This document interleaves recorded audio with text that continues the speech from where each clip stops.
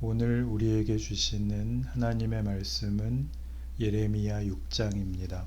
예레미야 6장 16절부터 21절 말씀을 함께 보시겠습니다. 제가 읽겠습니다. 여호와께서 이와 같이 말씀하시되 너희는 길에 서서 보며 옛적 길 곧 선한 길이 어디인지 알아보고 그리로 가라. 너희 심령이 평강을 얻으리라 하나 그들의 대답이 우리는 그리로 가지 않겠노라 하였으며 내가 또 너희 위에 파수꾼을 세웠으니 나팔 소리를 들으라 하나 그들의 대답이 우리는 듣지 않겠노라 하였도다. 그러므로 너희 나라들아 들으라. 무리들아 그들이 당할 일을 알라. 땅이여 들으라. 내가 이 백성에게 재앙을 내리리니 이것이 그들의 생각의 결과라. 그들이 내 말을 듣지 아니하며 내 율법을 거절하였음이니라. 시바에서 유향과 먼 곳에서 향품을 내게로 가져옴은 어찌미냐. 나는 그들의 번제를 받지 아니하며 그들의 희생 제물을 달게 여기지 않노라. 그러므로 여호와께서 이와 같이 말씀하시니라. 보라, 내가 이 백성 앞에 장애물을 두리니 아버지와 아들들이 함께 거기에 걸려 넘어지며 이웃과 그의 친구가 함께 멸망하리라. 아멘.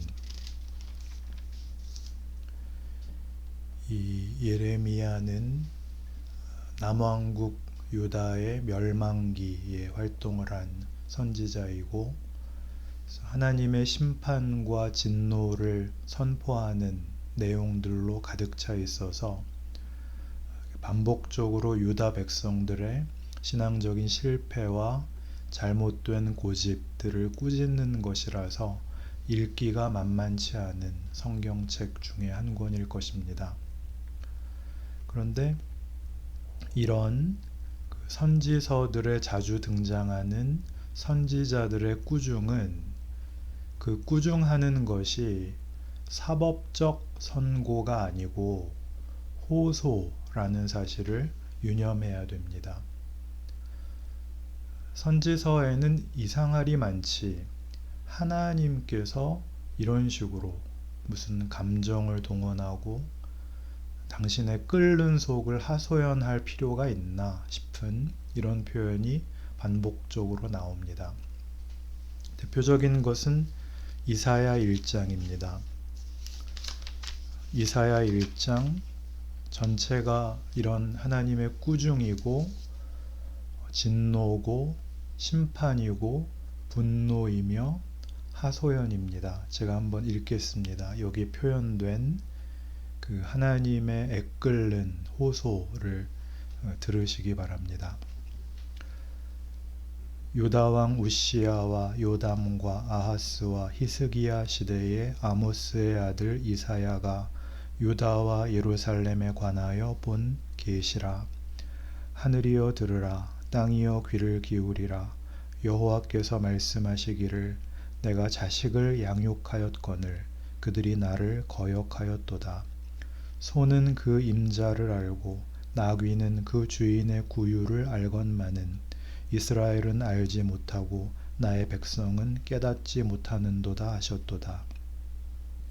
슬프다 범죄한 나라요 허물진 백성이요 행악의 종자요 행위가 부패한 자식이로다. 그들이 여호와를 버리며 이스라엘의 거룩하신 일을 만홀히 여겨 멀리하고 물러갔도다. 너희가 어찌하여 매를 더 맞으려고 패역을 거듭하느냐. 온 머리는 병들었고 온 마음은 피곤하였으며 발바닥에서 머리까지 성한 곳이 없이 상한 것과 터진 것과 새로 맞은 흔적뿐이거늘 그것을 짜며 싸매며 기름으로 부드럽게 함을 받지 못하였도다. 너희의 땅은 황폐하였고 너희의 성읍들은 불에 탔고 너희의 토지는 너희 목전에서 이방인에게 삼켜졌으며 이방인에게 파괴됨 같이 황폐하였고 딸 시온은 포도원의 망대같이 참외밭의 원두막같이 애워싸인 성읍같이 겨우 남았도다. 만군의 여호와께서 우리를 위하여 생존자를 조금 남겨두지 아니하셨다면 우리가 소돔 같고 고모라 같았으리로다. 너희 소돔의 관원들아 여호와의 말씀을 들을지어다. 너희 고모라의 백성아 우리 하나님의 법에 귀를 기울일지어다. 여호와께서 말씀하시되 너희의 무수한 재물이 내게 무엇이 유익하뇨. 나는 순양의 번제와 살진 짐승의 기름에 배불렀고 나는 수송아지나 어린 양이나 숫 염소의 피를 기뻐하지 아니하노라. 너희가 내 앞에 보이러 오니 이것을 누가 너희에게 요구하였느냐. 내 마당만 밟을 뿐이니라. 헛된 재물을 다시 가져오지 말라. 분향은 내가 가증히 여기는 바요. 월삭과 안식일과 대회로 모이는 것도 그러하니 성회와 아울러 악을 행하는 것을 내가 견디지 못하겠노라. 내 마음이 너희의 월삭과 정한 절기를 싫어하나니 그것이 내게 무거운 짐이라. 내가 지기에 곤비하였느니라. 너희가 손을 펼 때에 내가 내 눈을 너희에게서 가리고 너희가 많이 기도할지라도 내가 듣지 아니하리니 이는 너희의 손에 피가 가득함이라. 너희는 스스로 씻으며 스스로 깨끗하게 하여 내 목전에서 너희 악한 행실을 버리며 행악을 그치고 선행을 배우며 정의를 구하며 학대받는 자를 도와주며 고아를 위하여 신원하며 과부를 위하여 변호하라 하셨느니라. 이런 하나님의 애끓는 분노가 있습니다. 하소연이죠. 이런 것들이 말하자면 심판과 하나님의 분노의 진정한 핵심된 내용이라면, 재밌는 것은 또한 이런 하나님을 향한 성도들의 성경에 나오는 기도들도 하나님을 향하여 성도들이 어떤 잘잘못을 논하는 것 이상으로 다만 머리를 조아리고 회개하는 정도가 아니라 훨씬 담대한 양상을 띱니다. 시편 6편을 보시겠습니다. 시편 6편 1절입니다. 여호와여 주의 분노로 나를 책망하지 마시오며 주의 진노로 나를 징계하지 마옵소서. 여호와여 내가 수척하였사오니 내게 은혜를 베푸소서. 여호와여 나의 뼈가 떨리오니 나를 고치소서. 이건 이런 얘기입니다. 기도죠. 마치 꾸중하는 부모에게 자식들이 대들듯이 그만하세요. 밥부터 주시고 얘기하세요. 이렇게 기도문이 되어 있습니다. 내가 수척하오니 제가 잘못했습니다. 정말 그랬군요. 이런 말이 아니라 분노로 책망하지 마시고 진노로 징계하지 마세요. 견딜 수가 없습니다. 내가 죽게 됐는데 왜 자꾸 와서 화만 내십니까? 이런 식으로 기도가 되어 있습니다. 좀 더 보시죠. 3절 나의 영혼도 매우 떨리나이다. 여호와여 어느 때까지니이까? 어느 때까지니이까? 부모가 책망을 하는데 자식이 언제까지 하실래요? 1절만 하세요. 하는 것 같이 이런 말도 안 되는 그런 기도를 합니다. 4절 여호와여 돌아와 나의 영혼을 건지시며 주의 사랑으로 나를 구원하소서. 사망 중에는 주를 기억하는 일이 없사오니 스올에서 주께 감사할 자 누구리이까? 어디까지 반박을 하느냐 하면 그렇게 계속 꾸중만 하시고 아무것도 도와주시지 않고 그래서 나 죽어버리면 하나님은 누가 찬송해요? 하나님이 하나님이신 줄 누가 알아줘요? 이렇게 되어 있습니다. 협박에 준하는 표현이죠. 살려놓고 얘기하셔야 될 거 아니에요. 이런 기도는 성경에 있으니까 그렇지 생각해보면 굉장히 사실은 불경해 보여요. 하나님이 화를 내시는 건 정당하죠.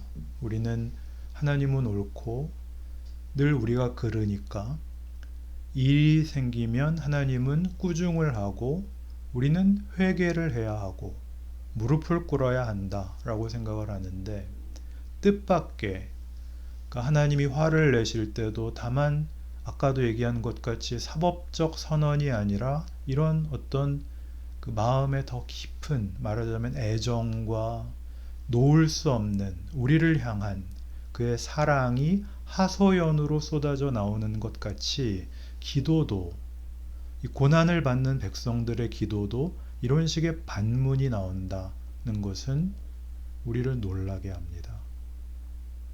늘 저만 놀라는 것 같지만. 6절, 내가 탄식함으로 피곤하여 밤마다 눈물로 내 침상을 띄우며 내 요를 적시나이다. 내 눈이 근심으로 말미암아 쇠하며 내 모든 대적으로 말미암아 어두워졌나이다. 이런 성경들이 다 이게 다윗의 기도문입니다. 회개 기도문으로만 읽히고 있는데, 회개로만 읽히는 게 아니라 어떤 곤비한 처지, 힘든 자리, 견딜 수 없는 고난을 비명같이, 무슨 배짱을 부리는 것 같이 외치는 것도 말하자면 기도라고 얘기하고 있습니다. 그러니 하나님이 선지자를 보내어 너희는 이제 망했다, 너희는 벌을 받았다, 너희는 바벨론의 포로로 잡혀가라 하실 수 있는 것 같이 우리는 하나님, 난 못 살겠습니다, 이렇게는 난 못합니다 라는 저항이, 반발이 가능하다 라고 성경은 얘기하고 있습니다. 그리고 이 대화, 어떤 분노와 또 비명의 대화라는 것은 신자들의 현실에서 늘 나오는 정황입니다. 우리에게 기도는 정답을 나열하는 것으로 되어 있어서, 좋은 말을 나열하는 것으로 되어 있어서, 우리가 정말 혼자 혹은 가장 가까운 사람 앞에 그 세속적인 얘기로 소주 한 잔 놓고 쏟아놓는 그런 속 깊은 표현들, 진정한 심정들을 하나님 앞에는 쏟아내지 못하고 있습니다. 우리에게는 우리 생의 어느 부분, 우리의 생각의 어느 부분을 종교적 제의에 맞게 만들어서 그것만 신앙세계에 속해 있고, 나머지 부분은 잘라서 이쪽은 말 안 하는 것, 이쪽은 서로 들추지 않는 것으로 되어 있는데, 그걸 하나님이 먼저 들추시는 것이 심판이죠. 너 어느 때까지 우상하고 나 사이에서 왔다 갔다 하려느냐. 그러니까 답이, 하나님 죄송합니다, 이게 단순히 그것만 나오는 것이 아니라 답이 이렇게 나옵니다. 하나님은 암만 기도해도 안 들어주셨잖아요. 하나님은 늘 거룩하라고만 하고 말만 잘 들으라고 하시지, 다정하고 친밀하고 깊이 있는 현장까지는 응답 안 하셨잖아요. 말하자면 그런 반발이 시편 속에 얼마든지 녹아 있는 겁니다. 우상은 뭘까요? 우리가 우리의 기도 속에서 우리의 현장, 진정한 내용을 토로할 수 없다면, 내 일상 속에서 이 부분은 하나님과 상관없는 부분이 남는다면 그게 우상입니다. 하나님이 들어오시면 안 되는 비밀의 방이 있고, 나도 그것은 하나님 앞에 말할 수 없는 것이 있다면, 그건 우리에게 하나님에 대한 이해가 부족한 것입니다. 하나님은 잘하면 상 주고 못하면 벌 주는 권력자일 뿐이지, 우리의 사정을 이해하고 귀 기울이시는 분이라고는 절대 생각을 안 하는 것이죠. 우리의 종교적 소원은 늘 내가 죄 짓지 않고 죄의 유혹과 시험과 생각이 필요 없는 경지에 가기를 바라는 거죠. 내가 못하면 하나님이라도 그렇게 해줘야 되는데, 지금 우리 예레미야에서 보는 것 같이, 우리 현실에서 보는 것 같이 하나님은 늘 우리가 해결할 수 없는 데다가 우리를 몰아넣으십니다. 거기에서 우리가 할 수 있는 건 비명밖에 없습니다. 어떤 비명이요? 여기 성경의 기록같이 하나님 나 죽어요. 하나님 이러시기에요. 어쩌라고요?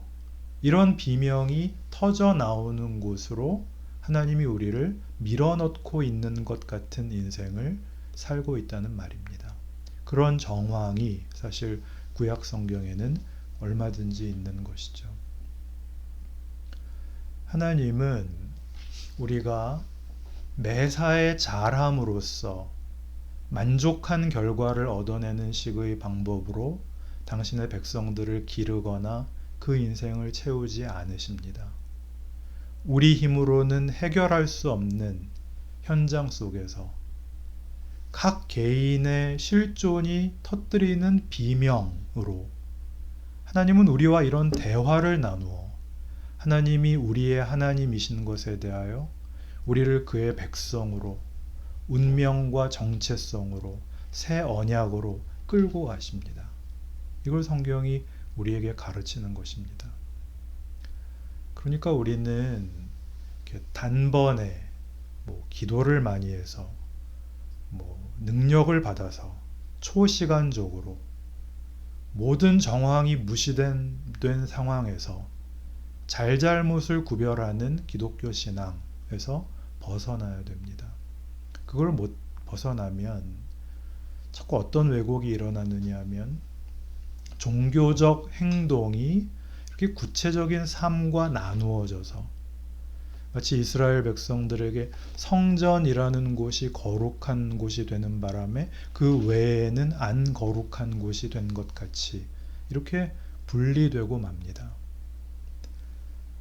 예수께서 십자가에서 운명하실 때 그 예루살렘 성전의 휘장이 갈라졌다고 합니다. 성과 속의 공간을 나누던 가림막이 찢어진 것이죠.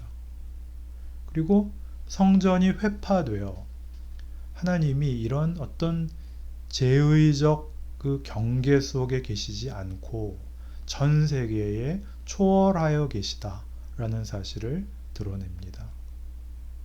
우리 종교개혁에서 그토록 큰 성과로 여기는 것 중에 일반 은총론이라는 것이 있습니다. 하나님의 은혜와 일하심이 종교라는 이름보다 더 크다. 왜냐하면 하나님이 창조주시고 섭리자이시고 심판자이시기 때문에 하나님의 은총과 하나님의 일하심이 거부되거나 외면되는 자리와 그런 사람은 없다.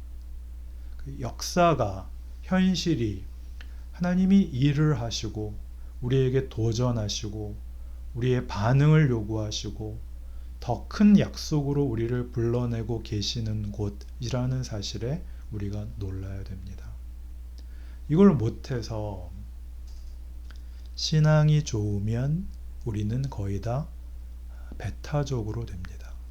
자기가 알고 있는 무엇, 내가 확보한 기준과 범위로 스스로를 축소시킵니다. 그리고 더 나은, 하나님이 더 하자는, 더 하시는 일에 참여하지 못하게 됩니다. 여기가 우리 현실에서 각각이 하나님의 임재와 하나님의 도전을 받는 자리들이죠. 지금 코로나19도 마찬가지입니다. 이런 사태 앞에서 우리는 이것 역시 하나님이 일하시는 범위에 속해 있다는 생각을 하지 못합니다. 그래서 자꾸만 신앙의 영역을 배타적으로 가지는 것입니다. 교회 안으로 자꾸만 쪼그라들죠. 마치 이스라엘이 바벨론 포로로 잡혀가게 하시고 성전이 회파되게 하시는 곳으로 그분이 일을 하시듯 모이지 못하는 지금의 상황이 바로 하나님의 일하심이라는 적극적인 이해를 하지 못해서 우리는 자꾸만 신앙이 공격받는 것으로 오해를 하는 것이죠. 예레미야의 경고에 대한 이스라엘의 반응과 똑같습니다.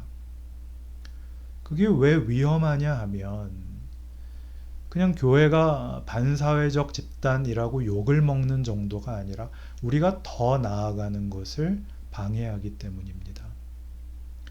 진정한 복을 심리적인 만족으로 대체해버릴 위험도 있습니다. 심리적인 만족으로 대체해버리는 대표적인 그 종교 현상이 기도 오래 하는 거죠. 회개 많이 하는 거고, 그리고 많이 모이는 것. 기도 많이 하고 회개 많이 하는 것은 물론 좋은 일이지만 그것이 나를 더 나은 길로, 이 도전에 응하여 내 인생을 내가 살아있고 하나님께서 나와 함께 일하시고 모든 과거를 근거로 하여 더 나아간다 라는 것을 믿는 행위, 살아내는 신자로서 모든 경우에 서 있는, 반응하는, 책임 있는 이런 일들을 상상하지 못하게 합니다. 시편 85편에 이 모든 일들에 대한 어떤 중요한 증언이 나옵니다. 제가 읽죠. 시편 85편입니다. 여호와여, 주께서 주의 땅에 은혜를 베푸사 야곱의 포로된 자들이 돌아오게 하셨으며 주의 백성의 죄악을 사하시고 그들의 모든 죄를 덮으셨나이다. 주의 모든 분노를 거두시며 주의 진노를 돌이키셨나이다. 우리 구원의 하나님이여, 우리를 돌이키시고 우리에게 향하신 주의 분노를 거두소서. 주께서 우리에게 영원히 노하시며 대대에 진노하시겠나이까. 주께서 우리를 다시 살리사 주의 백성이 주를 기뻐하도록 하지 아니하시겠나이까. 여호와여, 주의 인자하심을 우리에게 보이시며 주의 구원을 우리에게 주소서. 내가 하나님 여호와께서 하실 말씀을 들으리니 무릇 그의 백성 그의 성도들에게 화평을 말씀하실 것이라. 그들은 다시 어리석은 대로 돌아가지 말지로다.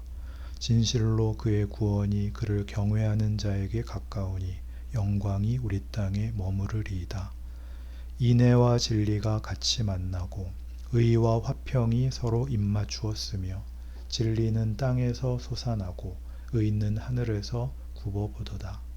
여호와께서 좋은 것을 주시리니 우리 땅이 그 산물을 내리로다.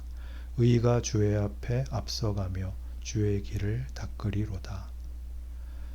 놀라운 고백입니다. 하나님께서 구원을 베푸셨습니다. 출애굽 사건도 있고 바벨론에서의 이제 회복도 있습니다. 그리고 우리 모두의 죄를 그가 사하시고 돌이키십니다. 그런데 이 일은 과거의 잘못을 지워버리는 것이 아니라는 거죠. 그 역사적 경험이 우리에게 유익이 되어 그 모든 눈물과 한숨과 심지어 멸망과 비참했던 역사가 다 복으로 돌아올 거라고 믿는 것입니다. 그래서 뭐라고 얘기를 하느냐 하면은 10절에서 인애와 진리가 같이 만나고 의와 화평이 서로 입맞추었으며 진리는 땅에서 솟아나고 의는 하늘에서 굽어보도다. 의와 화평, 이게 어울리는 것은 굉장히 어렵습니다. 세상에서는 정의를 실현하면 꼭 피를 보죠. 권력을 가진 자들이 정의를 실현하기 위해서 반대파를 다 죽여서 정의를 실현하곤 했습니다. 결국은 공포밖에는 나온 게 없죠. 인애와 진리가 어떻게 같이 만나죠? 진리는 우리 세상에서는 대단히 배타적인 겁니다. 진리를 수호한다 라는 명목으로 용서를 하거나 이해해주지 않죠. 차별을 하죠. 그런데 이 시편 85편이 증언하는 하나님 나라에서는 이런 일들이, 이런 우리가 아는 벽들이 무너지는데 하나님이 누구신지에 대한 이해와 우리의 정체성과 우리 인생이 세상은 도저히 넘을 수 없고 채울 수 없는 것들로 채워져 하나님을 찬송하게 할 것입니다. 그것이 여기 13절에 있듯이 의가 주의 앞에 앞서가며 주의 길을 닦으리로다. 우리는 우리 현실, 우리 인생 속에서 여러 위기를 만납니다. 그러나 그 위기들은 따지고 보면 한 계단을 올라가는 것이고 더 높은 곳으로, 더 충만한 자리로, 더 놀라운 자리로 인도되는 하나님 되시는 이끄심입니다. 주께서 우리와 동행하십니다. 우리 손을 붙잡고 적극적으로 우리의 인생을 살게 하십니다. 우리의 불안과 우리의 걱정들은 따지고 보면 우리가 아는 안심 속에 숨어들겠다는 어린아이의 비명입니다. 하나님이 그걸 놓아두시지 않고 당신의 뜻을 이루신다는 것이 예수를 믿는 자들이 자기 인생과 현실을 이해하는 방법이고 모든 위기에서도 넉넉한 마음을 유지하고 헤쳐나가는 하나님 되심에 대한 믿음일 것입니다. 그 믿음이 우리와 우리 시대와 우리 후손들에게 넉넉할 것을 믿습니다. 기도합시다.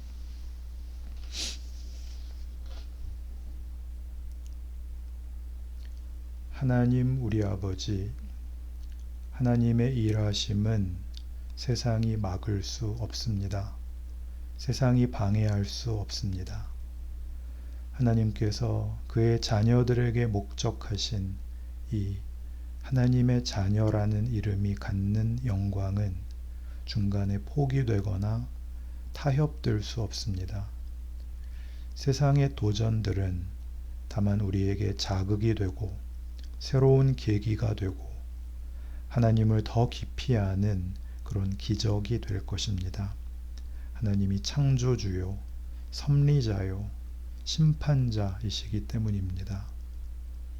무슨 일을 만나든지, 어디에 있든지, 어느 형편에서든지 모든 것이 합력하여 선을 이룬다는 말씀은 예수 안에서 늘 진리이며 우리가 갖고 있는 약속이며 또한 우리 믿음입니다. 이 믿음으로 우리 삶에, 우리 시대에 하나님의 일하심을 넉넉하게 증거하는 힘있는 하나님의 자녀들이 되게 하여 주시옵소서. 예수님 이름으로 기도합니다. 아멘.